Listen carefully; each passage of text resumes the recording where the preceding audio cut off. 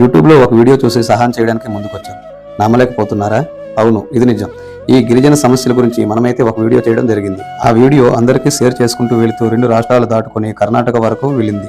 ఆ వీడియో చూసిన వ్యక్తి పేరు విలకంటి కృష్ణ. కర్ణాటక రాష్ట్రం రాజోలి గ్రామం. అతను విజయవాడ వరద బాధితుల కోసం కూడా ఎంతో సహాయం చేశారు. అక్కడి నుంచి మనతో పాటు మన ఊరు వచ్చి ఆ గిరిజన ప్రాంతానికి కూడా వెళ్ళడం జరిగింది. వాళ్ళ పరిస్థితి అన్ని తెలుసుకుని మనతో పాటు అతను కూడా ఒక జీవిత చారిటబుల్ ట్రస్ట్ అని ఒక కొత్త ఫౌండేషన్ పేరు పెట్టి మొదటి కార్యక్రమంగా ఈ గిరిజనులకు కరెంటు వేయించే కార్యక్రమంలో అతను కూడా పాలు పంచుకోతున్నారు. వెల్కమ్ జీవిత చారిటబుల్ ట్రస్ట్ బ్రదర్.